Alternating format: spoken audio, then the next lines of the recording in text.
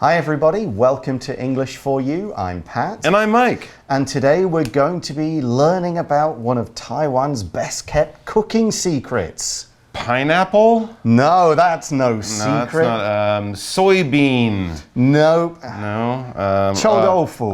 Rosong? Oh. Dried pork floss? Okay, it could no? be that. None no. of these things. Okay. No, well, we all know about them, don't we? That's true. They're not really secrets. So we're going to be learning about the magical mountain pepper of Taiwan. That's the title of our article, but for me it brings me no closer to knowing what exactly we're talking. Yeah, mountain pepper sounds spicy. Yeah. I'm pretty sure I've never cooked with it. Have you cooked with anything like I don't this? think so. I don't cook with a lot of spice. I'm a little nervous about it, a little shy about the spice, but I don't think there's anything from Taiwan that's too spicy. We don't have a lot of the crazy spices. No, that's true. I'm assuming I've had this, but from the description, no, I don't have a lot of ideas. Okay, well, we'll have to read through the article, find out what this particular mountain pepper is, and how it makes our food taste. Sounds good to me. I'm hungry already. Reading. The magical mountain pepper of Taiwan. It's been called the black pearl of the mountain and the mountain pepper. For centuries, it's been spicing up the dishes of the Ataya people of Taiwan. And despite being a tiny fruit, it delivers a strong flavor that will leave you wanting more. Discover the taste of a Taiwanese cooking favorite, magao.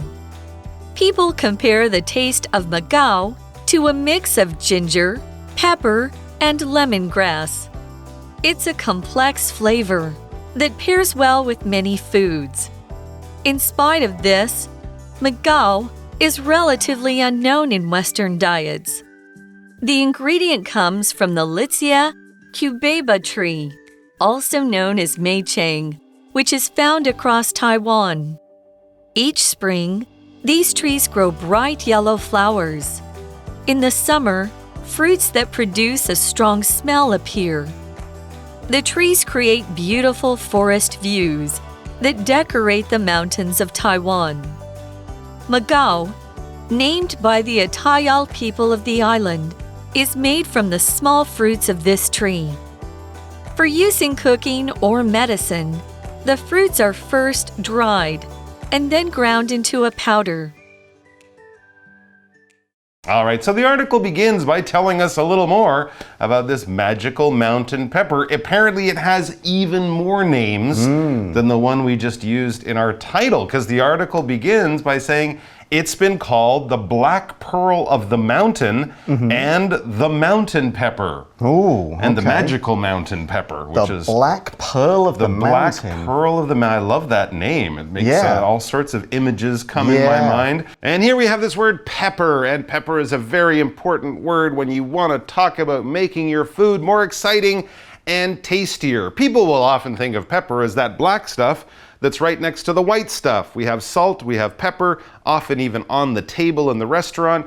If you think your food's a little boring, you add a little bit of salt and a little bit of pepper. Now those peppers are small seeds. We grind them up, and if you get them in your nose, they will make you cough. But then also when we talk about cooking and food, there's a whole other family of pepper that's more of a fruit. It grows on a tree. It's a vegetable, we often think of it as, actually.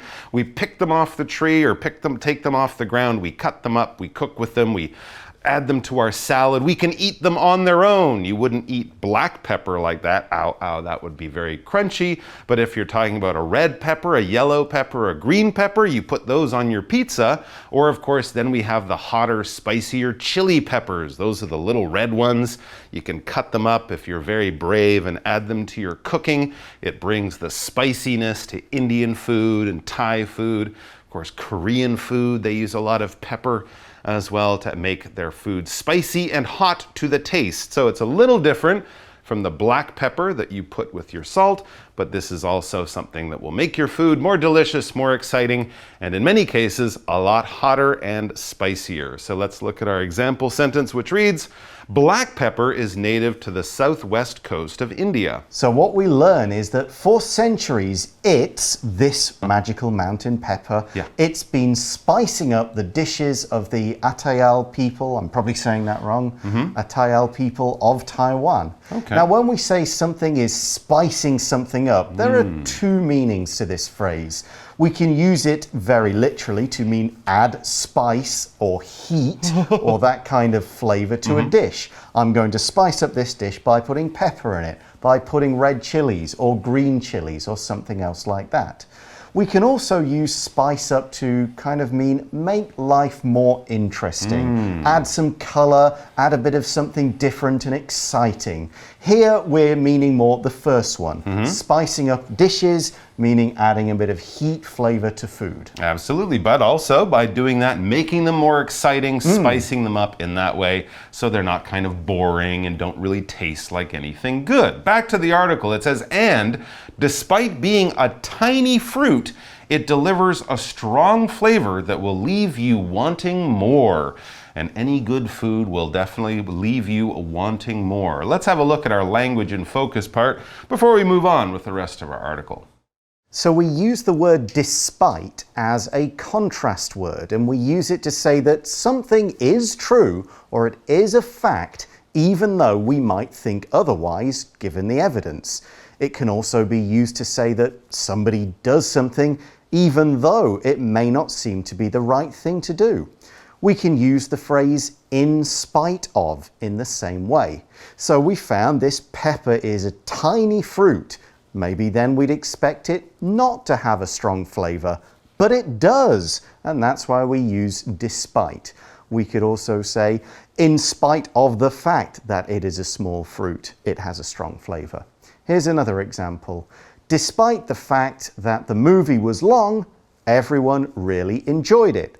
Maybe you'd think, oh, it's a long movie, people got bored, they didn't want to keep watching it, but they did, they loved it. So then we can use despite to highlight this contrast. So we've introduced the pepper and its names. We've talked about how it has a strong flavor. What we still don't know is what is this thing called? It's the black pearl of the mountain. That's a lot of words to say. And that's not where you would find it in the supermarket. So let's find out what exactly we are talking about.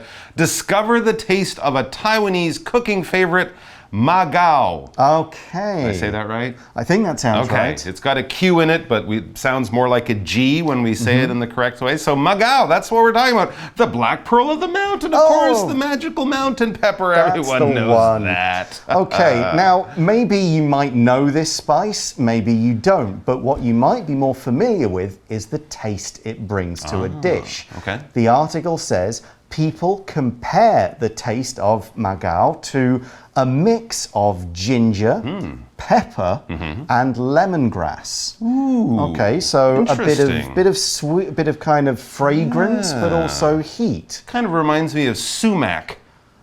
That's a spice that people use, I think, more in Western cooking or maybe in Middle Eastern cooking. It's kind of a lemony, peppery type of flavor to it, too. It's hard to find here, but it's very, very good. I would compare it to a spice that I know called sumac. That's what I would compare ma gao to. Yeah, and it's good to use compare here because, like a lot of flavors, you can't say this is ma gao flavor. Right. It's like trying to describe a flavor can be hard, but by comparing it to other things, by saying one thing is like another thing, it is similar to it, it is a bit the same, then you can help explain something. That's what to compare something means. Compare A to B. This is a bit like this. Not exactly like that, but very close, very similar.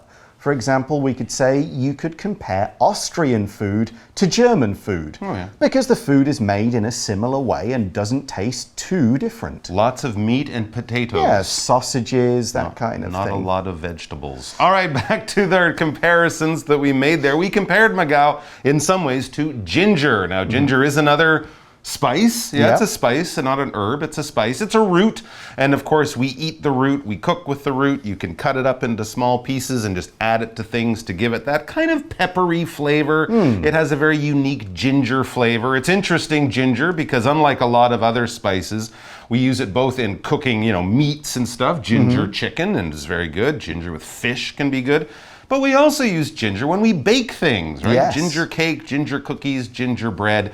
There's not a lot of garlic cookies out there. No. Garlic's good with meat. Not so much with the sweet stuff, but ginger is very popular. I believe it originates here in this part of Asia. And of course, we use it in all sorts of good stuff. And then we also talked about lemongrass, which is something that's commonly used near Taiwan, but not so much I think of it in Thai cooking, maybe. Vietnamese cooking. Right. Yeah. Lemongrass is a long grass that gives kind of a lemon taste when it's used in dishes. And also you can use the oil you get from it to make insects buzz off. Oh, really? Yeah, that lemony, lemongrass smelly. That's from lemongrass. Gets insects to go away. So we've got magao that's a little bit of ginger, a little bit of black pepper, a little bit of this lemony kind of lemongrass, sweet and fragrant stuff. The overall effect is, that's what it is. Yeah, and having ginger and pepper and this sort of lemony, a sour lemony flavor all in one thing kind of makes that food a little complicated, a little more interesting maybe than just pepper or just ginger. And that's why we say it's a complex flavor that pairs well with many foods. All right, when we talk about complex, we talk about something that's not quite easy to explain, like this word. Yeah, so complex, as I said, it's an adjective. It's a word we use to describe other nouns and show maybe how they're different. When we think of complex, we think of complicated. We think it has many different parts. It might be really hard to understand at first. You might need someone to kind of explain it to you 2 or 3 times to get it. When I think of complex, I think of math. If I say, what's 2 plus 3? You can probably all say, oh, that's 5. That's easy math, right? But what if I gave you one of those 2x plus 3y over 4z divided by dl, something like that? You'd look at it and go, I can't understand this. Teacher, please explain this to me. It's very complicated. It has a lot of stuff that's hard to understand in it. It's definitely complex. For example, Philip Glass writes music that sounds simple, but is actually quite complex. So this magao has a complex flavor. Surely all the great chefs will be using this and talking about it on TV shows. You would think it would give you all sorts of gingery, peppery, lemony things in your food. Every chef would want to use it, right? Well, no, actually, because the article says, in spite of this, meaning in spite of magao having this complex, interesting flavor, wonderful flavor. In spite of this, magao is relatively unknown in Western diets. So there's a use of in spite of, similar to despite, the grammar point we looked at today. We're saying magao is relatively unknown in Western diets. We don't use it in Western cooking. We don't eat it a lot in the West. We say relatively unknown instead of completely unknown. That means some people will know about it, maybe due to family connections, maybe just due to living in the right kind of areas that have restaurants that serve that food. But generally unknown. Unknown means not known, and in this sentence, it means that people don't use it. They aren't familiar with it. If they tasted it, they'd go, I have no idea what this is. That's right. They've never tried it. It might be very hard to find in the stores, and most restaurants would not be putting it in their food. So let's find out more about magao. From a kind of scientific point of view, it says the ingredient comes from the Litsea cubeba tree, also known as meicheng, which is found across Taiwan. Okay, the meicheng tree. Litsea cubeba would be sort of the Latin scientific name. Only if you're a tree scientist or something would you know that. But here the tree that you would look to is called the meicheng tree. That's where you would find your magao to get this ingredient if you want to use it in your food, because ingredients are what we use to make food. If you're adding things to make your food, if you're following the recipe, if you get your butter and your oil and your salt and your sugar and everything else, those are the ingredients that you put in your food. Very important if you're trying to cook something. And also if you look at the back of the package that you buy your cookies or whatever, it'll list out all the things in that food. Those are the ingredients, what goes in to make a dish or a type of food. So Mike gave the scientific name of the tree, and then we said it is also known as Mei Chang, right. Something like that.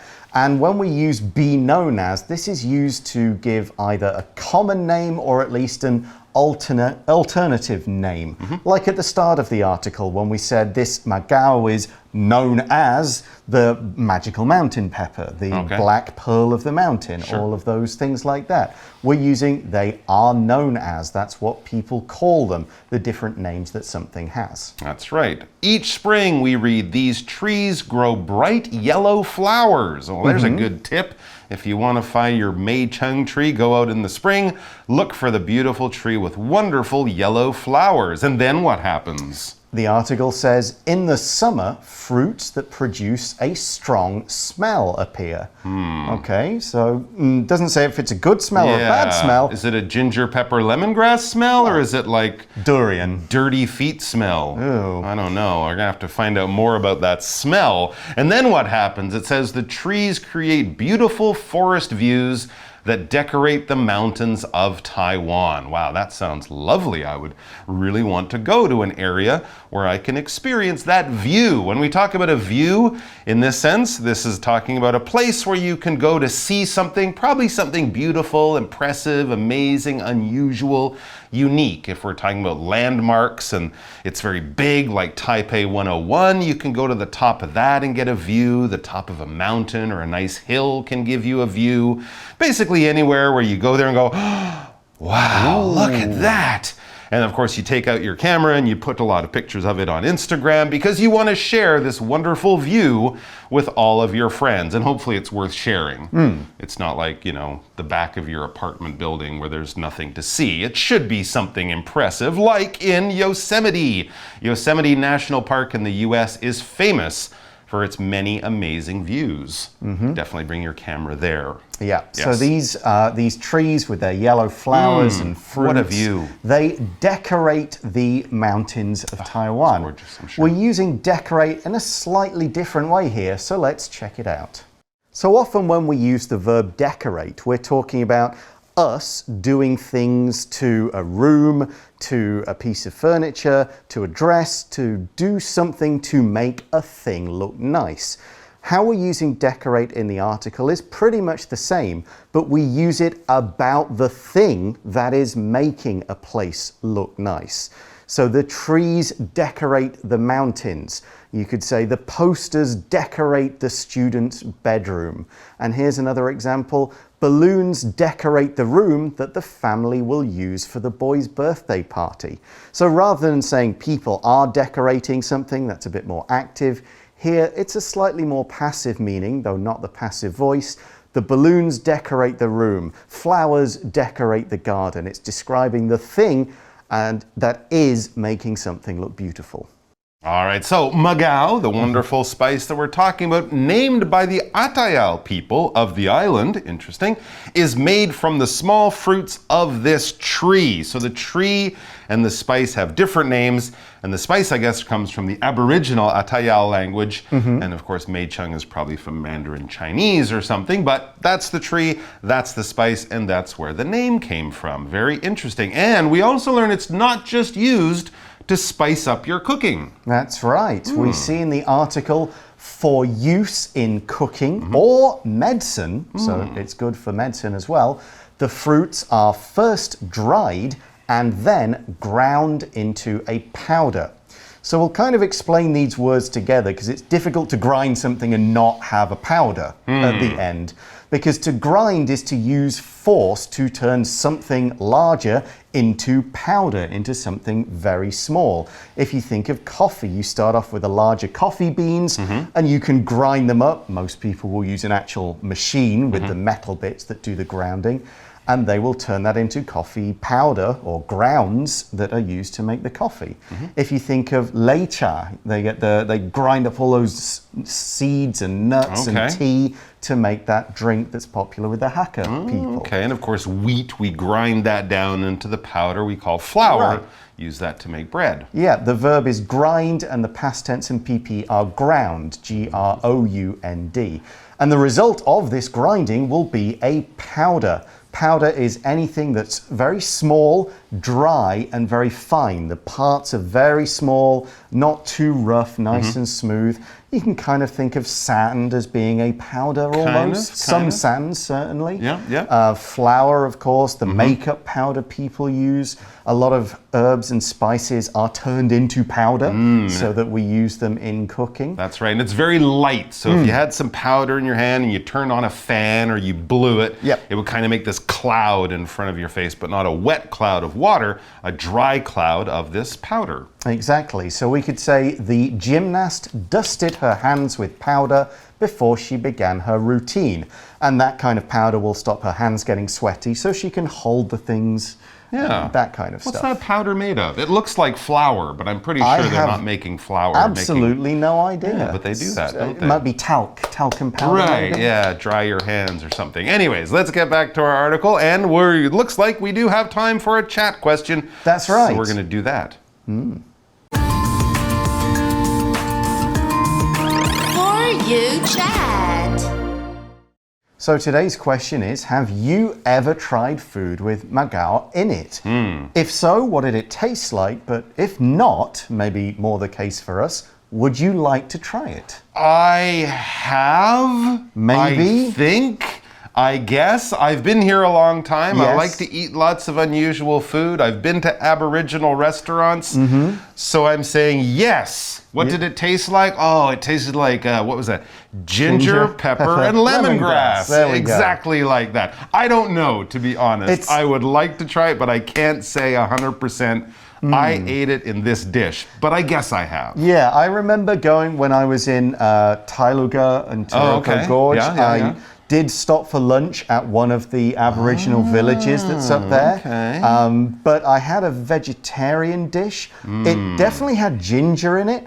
It may have had this spice, but I don't remember it being super spicy. So the answer is it's possible, but I can't say for sure.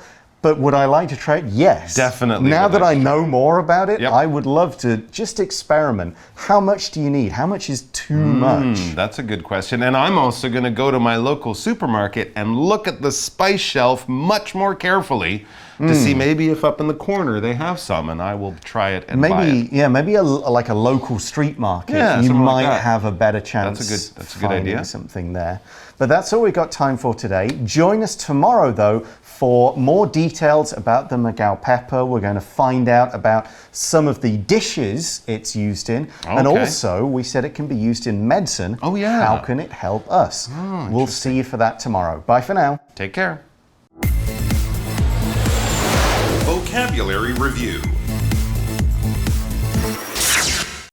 Pepper. The farmer grows fresh pepper plants in his garden and sells them at markets. Compare. Shakespeare wrote many famous poems. In one, he compared a beautiful woman to a summer's day. Complex. Complex. I love that author's complex stories. They are full of interesting details, though sometimes they're difficult to understand. View. I like the window seat on planes because I like the view of clouds in the sky. Decorate. Lisa looked out the window and admired the fresh white snow that decorated the yard and street. Powder. This white powder is laundry soap.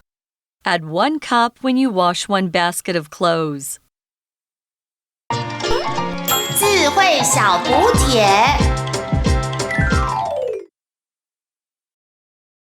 Ginger. Lemongrass. Ingredient. Grind.